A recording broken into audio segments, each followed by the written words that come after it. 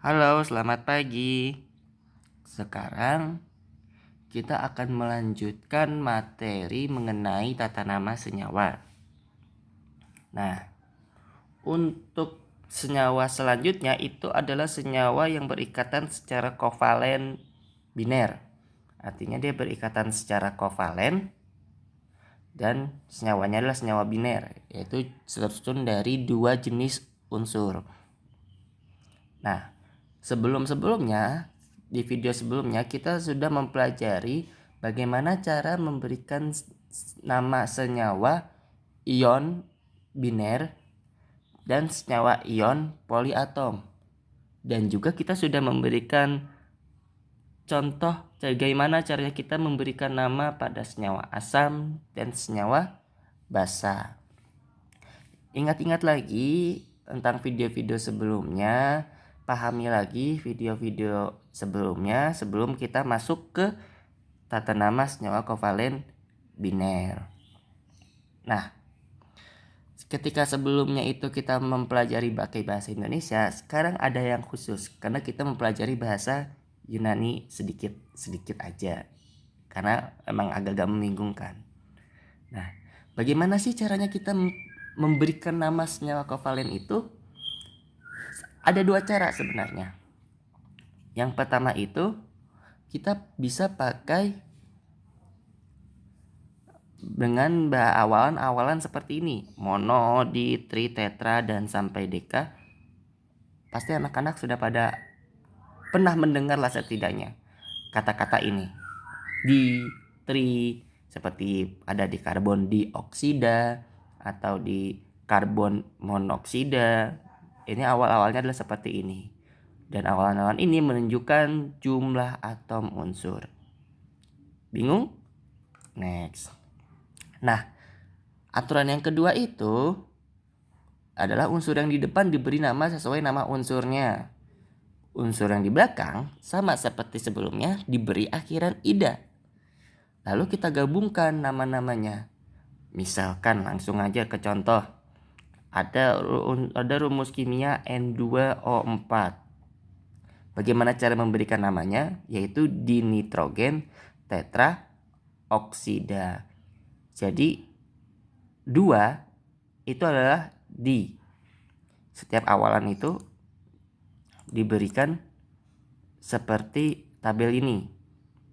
Setiap awalan di tetra, kalau 2 itu di. Tadi kalau 4 itu tetra. N itu nitrogen, O itu adalah oksigen, tapi di akhir diberikan akhiran ida jadi oksida. 4 itu adalah tetra. Sehingga kalau kita gabung itu dinitrogen tetra oksida. Bingung? Kita beri contoh lain. Misalkan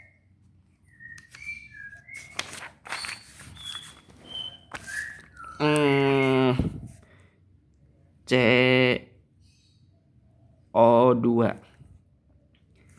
Pasti kalian familiar namanya. Karbon dioksida. Pakai huruf kecil ya semua. Nah, kenapa sih namanya karbon dioksida? Kita bedah. Ini unsurnya apa? Karbon. 2 itu apa? Di. O itu apa? Oksigen. Ditambah akhiran ida jadi oksida. Sehingga asal mulanya itu seperti ini. Sehingga diberikan nama CO2 itu adalah karbon dioksida. Tapi apa yang membedakan dengan ini N2O4? Bedanya adalah kalau di awalnya itu dia tidak ada angka, maka kata-kata mono itu kan 1 ya. Itu tidak perlu ditulis.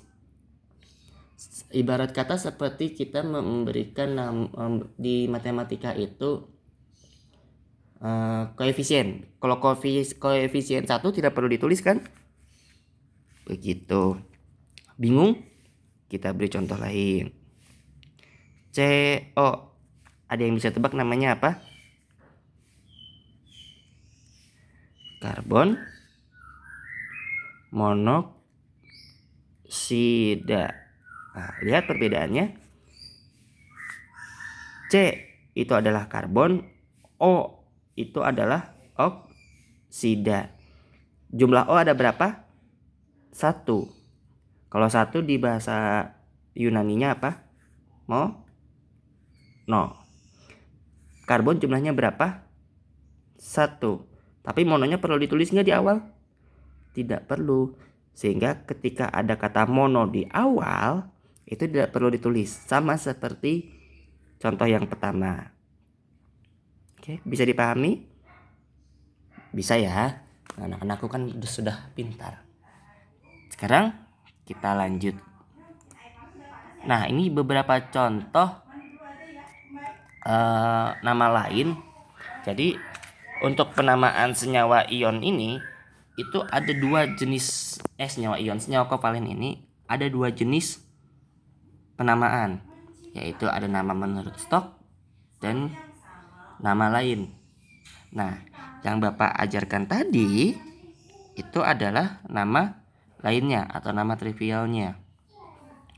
Dan sedangkan kalau nama menurut Stokes itu berbedanya cuma sedikit. Kalau di nama lain itu tidak menunjukkan bilox dari unsur yang ada di depan, kalau di nama Stokes itu ada jumlah bilox yang ada di atom di awalnya. Gitu. Kayak misalkan fosfor 3 klorida.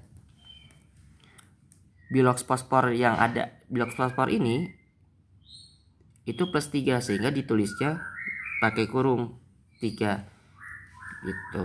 Jadinya bilox yang ada dalam tanda kurung itu menunjukkan bilox dari unsur yang ada di depan. Coba kalian buktikan sendiri, benar nggak ini fosfor 3 klorida itu adalah PCl3 atau nitrogen 2 oksida itu adalah NO. Sehingga penamaannya memang agak-agak sedikit beda, tapi kalau kalian sudah paham tentang materi redox, tentang materi bilangan oksidasi, seharusnya nama menurut Stokes itu lebih memudahkan kalian dibandingkan nama lainnya.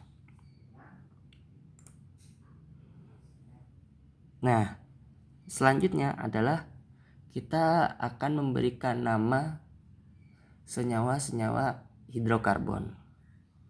Tapi sepertinya akan lebih enak untuk di video selanjutnya aja ya. Oke, see you.